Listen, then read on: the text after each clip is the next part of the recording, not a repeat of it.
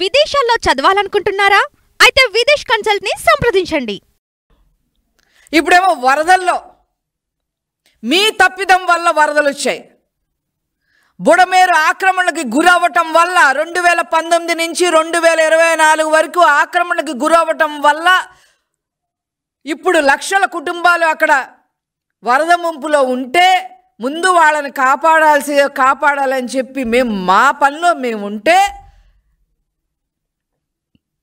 ఇక్కడ బోట్లు పంపించి గేట్లకు డ్యామేజ్ జరిగేలాగా చేసి లంక గ్రామాలని ముంచేయాలనుకున్న నువ్వు అసలు ప్రజల కోసం ఆలోచించే పరిస్థితి లేదు అనేది క్లియర్గా అర్థమవుతా ఉంది.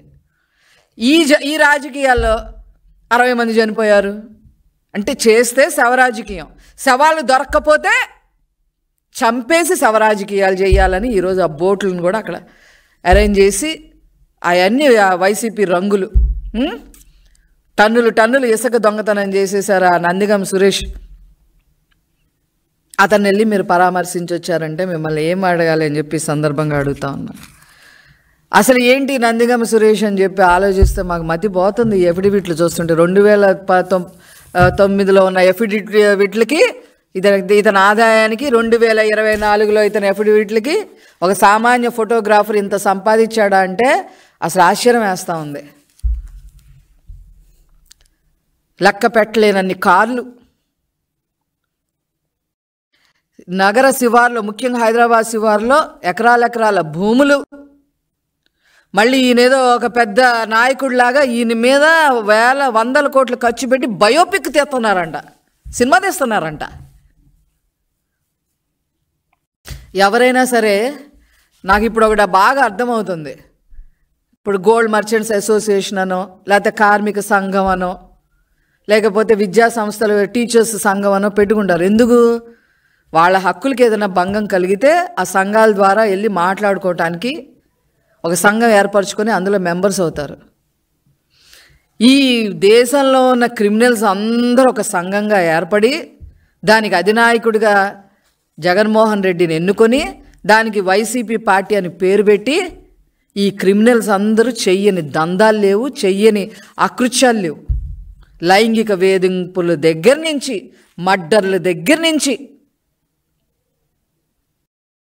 మాఫియాల దగ్గర నుంచి వాళ్ళు చెయ్యని అరాచకం అనేది లేదు అనేది అర్థమవుతా ఉంది.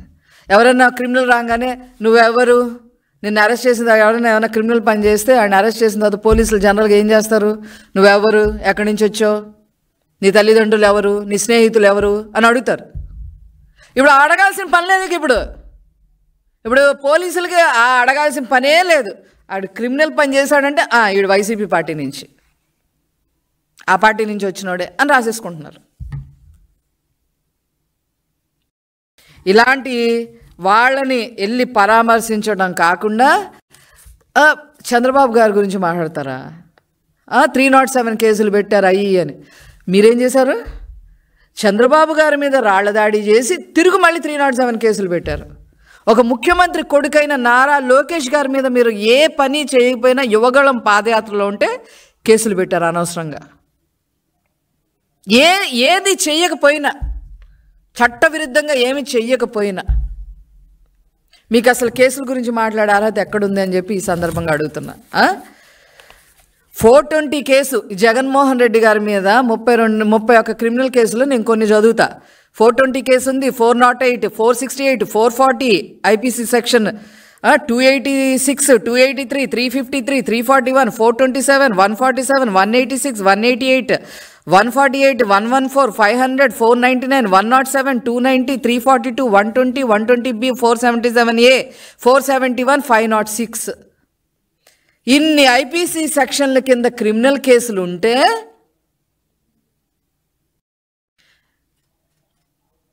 72% పూర్తి చేసిన పోలవరం పూర్తి చేసిన నాయకుడిని చంద్రబాబు గారిని, లక్షల ఉద్యోగాలు ఈ రాష్ట్రంలో తీసుకొచ్చిన నాయకుడిని,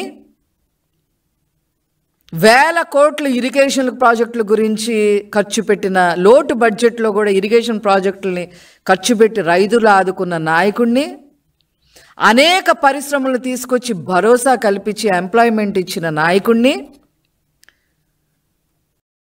లక్షల కోట్లు సంక్షేమ పథకాలకి ఎప్పుడు ముఖ్యమంత్రి అయినా ఖర్చు పెట్టే నాయకుడిని ఇష్టం మాట్లాడతావా?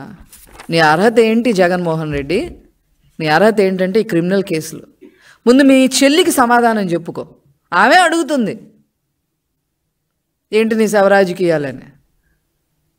ముందు అక్కడ సమాధానం చెప్పుకొని అప్పుడు మా దగ్గరికి రా. అప్పుడు మేము ఎలా సమాధానం చెప్పాలో ఆ రకంగా మేము సమాధానం చెప్తాం. ఖబర్దార్ Jaganmohan Reddy and YCP party criminals, ఇష్టం వచ్చినట్టుగా మాట్లాడితే సహించేది లేదు. మీరు చట్టవిరుద్ధంగా చేసిన వాటన్నిటికీ చట్టబద్ధంగానే చర్యలు ఉంటాయి అని కూడా ఈ సందర్భంగా తెలియజేస్తూ నేను సెలవు తీసుకుంటున్నాను. Thank you.